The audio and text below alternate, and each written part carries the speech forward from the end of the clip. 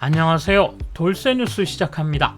29일 일본판 한겨레 신문 칼럼인데요. 제목은 일본인의 자기인식입니다. 일본 호세이대 법학교수 야마구치 지히로 씨가 기고한 칼럼인데요. 일본의 국민성과 최근 상황을 한국과 비교하며 비판한 내용이군요. 현실에 안주하려는 편향성을 지적하며 이를 타파하자는 주장에 일본 누리꾼들이 광분하고 있군요. 통 크신 구독, 좋아요.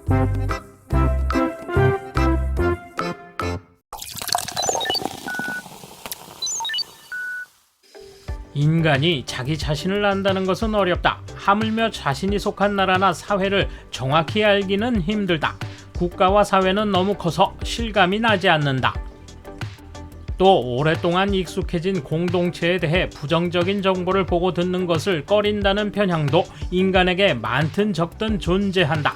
하지만 코로나19 감염 확산에 따른 인구 10만 명당 희생자 수를 비교하면 일본은 145명으로 중국 3.2명, 한국 63.9명, 대만 35.3명을 훨씬 웃도는 등 동아시아 국가 중 최악의 숫자다. 정부가 유능한지 어떤지는 국민의 생명과 직결된다. 정치나 사회의 구조가 순조롭게 작동하고 있는지를 아는 것은 인간이 행복하게 살아가기 위해 꼭 필요하다. 이런 생각을 하던 중 교육학자인 혼다유키 도쿄대학교 교수가 최근 발간한 일본은 어떤 나라라는 꽤 흥미로운 책을 봤다. 이 책은 고등학생, 대학생을 독자로 상정해 가족의 구조, 남성과 여성의 역할과 관계, 학교 교육, 인간관계, 경제, 정치 등 여러 분야의 풍부한 데이터를 근거로 현대 일본의 특징을 다른 나라와 비교한 내용을 담았다. 예를 들어 일본에서는 생활 지원에 대해 가족의 역할이 여전히 중시되고 가족관계에서 사회적 책임도 적다.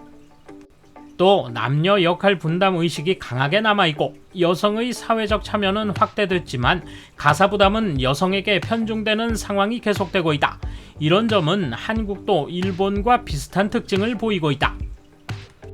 학교 교육에서는 대규모 학급에서 어떻게 보면 효율적인 기초학력 육성 교육이 이루어지고 있지만 아이들은 시험 불안을 강하게 느끼는 반면 공부를 하는 데는 동기부여가 약하다는 특징이 있다.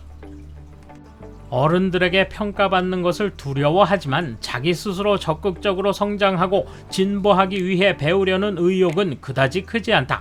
인간관계는 일반적으로 희박하고 가족 이외의 친구가 없는 사람의 비율이 선진국 중에 일본이 가장 높다. 경제에 관해서는 장시간 노동이 계속되고 경쟁력의 순위는 내려가고 있다.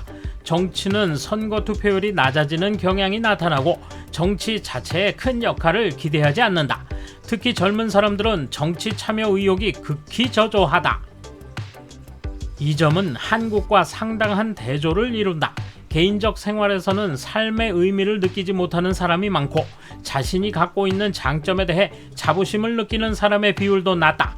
하지만 일본이라는 나라에 대한 애착이나 자부심은 갖고 있다. 일본은 1990년대 초 거품 경제가 끝난 뒤 경기 침체, 인구 감소가 진행되면서 구매력 평가지수, 즉 PPP 기준 1인당 국민소득은 한국에도 뒤처졌다. 혼다 교수의 저서는 과거 경제발전이나 기술대국을 만든 일본의 구조가 지금은 역으로 자유롭게 살면서 일하고 싶은 개인을 묶어두는 쇠사슬이 되고 있다는 것을 밝히고 있다. 이런 이유로 고용, 가족, 교육 등 다양한 분야에서 시급히 정책의 방향을 전환해야 한다. 하지만 10월 31일 치러진 중의원 선거에서 여당인 자민당은 261석을 획득해 의석수가 조금 줄긴 했지만 단독 과반으로 안정다수를 유지했다. 국민들은 변화를 원하지 않는다는 것을 명확히 보여줬다. 물론 야당 쪽이 매력적이고 신뢰할 만한 정책 구상을 내놓지 못한 것도 원인일 것이다. 그렇다고 해도 사회의 변혁을 위해 꼭 필요한 현상에 대한 지적, 즉 제도나 정책이 어느 부분에서 잘못되고 있는지 논의를 하려고 하면 야당은 대안 없이 비판만 하고 있다는 식의 이야기가 나온다. 위기나 재난이 닥쳤을 때 대수롭지 않게 여기면서 자신은 괜찮을 것이라며 신변의 안전을 확보하지 않는 심리적 기제를 정상성 바이어스라고 부른다. 지금 일본에서는 국민 전반에 정상성 바이어스가 만연해 있는 듯하다. 다소 불쾌한 측면이 있더라도 이런 사실을 마주하지 않으면 일본의 몰락은 멈추지 않을 것이다.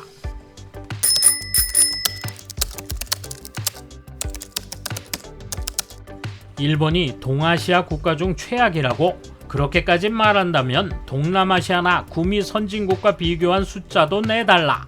일부만 오려내 과장해서 말하는 것은 좌익의 특징이다. 야마구치 지로시는 야당 공투 노선 지지를 공언해 시민연합과 야당 사이의 협력관계를 구축시킨 당사자군요. 책임을 떠넘기고 싶은 모양이지만 남의 일은 아니에요. 물론 야당 측이 매력적이고 신뢰할 만한 정책 구상을 내놓지 못한 것이 원인일 것이다. 확실히 정상성 바이어스는 누구에게나 있다. 그것과 이번 공산당이 선거에서 성공하지 못했던 것과는 전혀 다른 문제다. 국민민주당이나 유시는 의석을 늘렸고 자민은 의석을 줄였다. 야당도 의석을 늘릴 수 있었다. 마스크를 안 하면 벌금을 매기는 엄격한 규제를 일본은 했는가? 원래 고령화율 1위인 일본은 희생자가 가장 많이 나와도 이상하지 않은데 엄격한 규제 없이 희생자도 억제하고 있다. 일본과는 비교도 되지 않는 엄격한 규제를 한 나라에 비해 일본은 이라며 좌익 바보가 늘 주장하는 것에는 질렸다. 동아시아 나라들과 비교한 숫자 단 하나의 지표만 인용한 점에서 이미 정당한 학자는 아니다. 유럽 등과의 비교 외에 그것이 어떠한 대책으로부터 나온 숫자라는 것조차 무시하고 있다. 한국, 중국과 같은 감시형 강권 방역이 좋다는 말인가? 사회의 구조, 가족관계 등은 민족마다 전통이 있으며 동시에 끊임없이 변화하는 것이기도 하다. 한 국면에서만 비교하면 국면마다 장점일 수도 단점일 수도 있다. 처음부터 일본은 안 돼 라는 생각으로 시작하는 한국과 호사카시나 야마구치시의 편견이 문제라고 생각한다.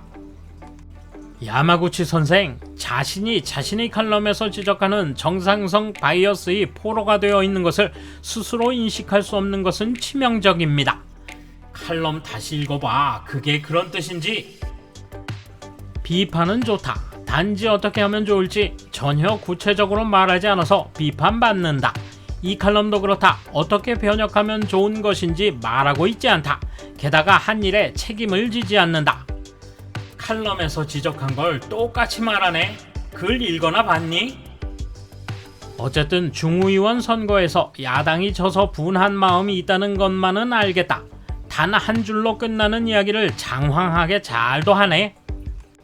코로나 대책에 대해서 중국은 인권을 무시하며 뭐든지 할 수 있는 독재국가, 한국, 대만은 스마트폰 전파 추적, 강제 격리 등 일본보다 훨씬 공권력이 강한 대책이 가능하다. 굳이 비교하자면 인권의식이 강한 서구 세계일 것이다. 강한 권력의 발동에 반대해온 것은 다름 아닌 야마구치 같은 좌익이라는 사실을 잊었는가? 그리고 한국의 1인당 GDP에서 밀렸다지만 65세 이상 고령자가 인구의 30%를 차지하니 당연하다. 투표율이 낮다고 해서 변혁의 필요성을 느끼지 않는 건 아니다. 돌쇠 한마디. 비판을 받아들이지 않고 뭐든 덮어두려는 국민성, 그 쓴소리를 알아듣지 못하니 몰락할 수밖에 없군요. 감사합니다. 돌쇠 물러갑니다. 이번 소식은 여기까지입니다. 시청해주셔서 감사합니다. 돌쇠처럼 우직하게, 만인처럼 화끈하게.